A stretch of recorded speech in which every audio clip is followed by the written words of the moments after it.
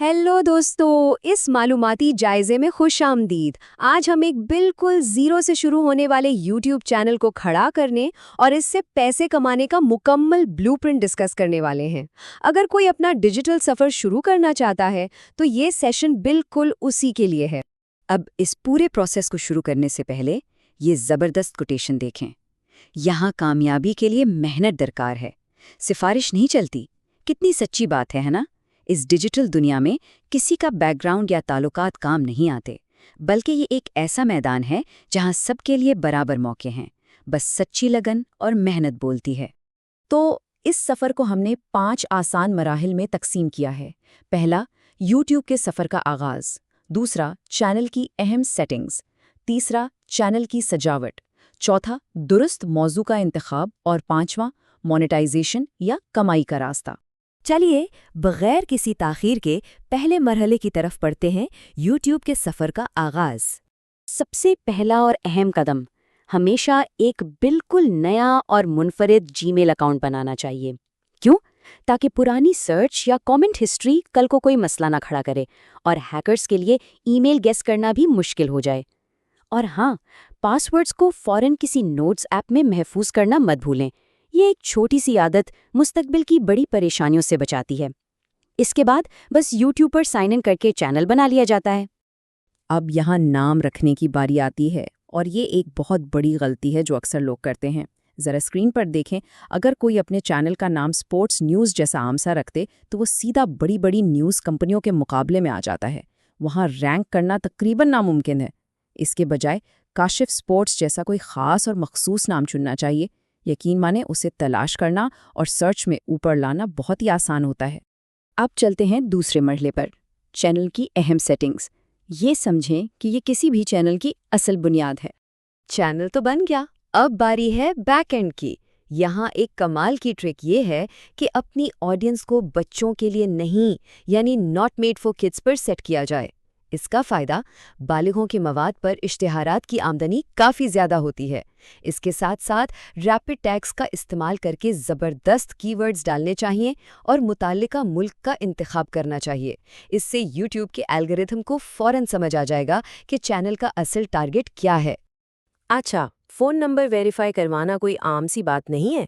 इस एक छोटे से कदम से 3 ज़बरदस्त फीचर्स अनलॉक हो जाते हैं। 15 मिनट से लंबी वीडियोस लगाई जा सकती हैं, लाइव स्ट्रीमिंग की जा सकती है और सबसे अहम, कस्टम थंबनेल्स लगाए जा सकते हैं। और हम सब जानते हैं कि नाज़रीन को अपनी तरफ खींचने के लिए एक अच्छा थंबनेल कितना ज़रूरी होता है। टाइम बचाना किससे अच्छा नहीं लगता? अपलोड डिफ़ॉल्ट्स के ज़रिए हर वीडियो की विजिबिलिटी को पहले से ही अनलिस्टेड पर सेट कर देना चाहिए। इस तरह कोई भी वीडियो इस वक्त तक पब्लिक नहीं होगी जब तक तसल्ली से उसका टाइटल, टैग्स और थंबनेल ना लगा लिया जाए। और हाँ, सोशल मीडिया लिंक्स और कैटेगरी को भी पहले से सेट कर लेना चाहिए ताकि हर बार ये सब दोबारा ना लिखना पड़े। है ना कमाल का शॉर्टकट? तो बुनियाद रखने के बाद अब बारी है हमारे तीसरे मरहले की, चैनल की सजावट। इसे हम चैनल का मेकअप भी कह सकते हैं। चैनल को प्रोफेशनल दिखाने के लिए किसी महंगे डिज़ाइनर की बिल्कुल ज़रूरत नहीं। कैनवा जैसे फ्री टूल्स पर हज़ारों मुफ्त टेम्पलेट्स मौजूद हैं। बस पसंदीदा रंग और टेक्स्ट चुनें, ज़बरदस्त सा लोगो और बैनर डाउनलोड करें और यूट्यूब स्टूडियो में कस्टमाइजेशन टैब के ज़रिए अपलोड कर दें। बिल्कुल सिंपल और ज़ीरो बजट में ज़बरदस्त लुक। चैनल का लेआउट सेट करना भी बहुत ज़रूरी है। होम टैब पर एक पॉपुलर वीडियोस का सेक्शन ज़रूर लगाना चाहिए ताकि जब भी कोई नया बंदा चैनल पर आए तो उसे फ़ौरन सबसे बेहतरीन वीडियोस नज़र आएं। फालतू की लाइव स्ट्रीम टैब्स हटा देनी चाहिए। और एक बहुत अहम बात, स्पॉन्सरशिप्स के लिए एक प्रोफेशनल बिजनेस ईमेल देना मत भूलें, क्योंकि कौन जानता है कल को कौन सा बड़ा ब्रांड राब्ता कर ले।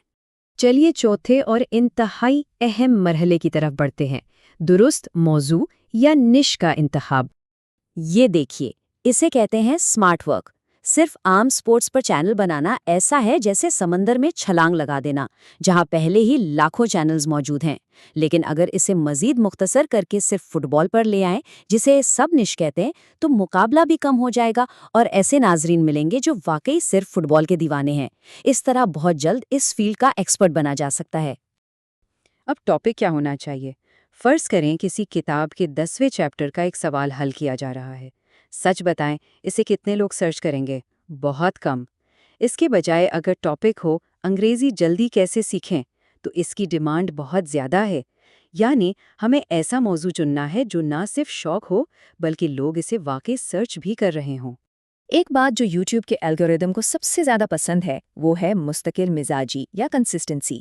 روزانہ دھڑا دھڑ ویڈیوز ڈالنے سے بہتر ہے کہ ایک شیڈیول بنا لیا جائے۔ سورس کے مطابق سب سے بہترین طریقہ یہ ہے کہ چینل لانچ کرنے سے پہلے ہی کم از کم 5 سے 10 ویڈیوز تیار کر کے رکھ لی جائیں۔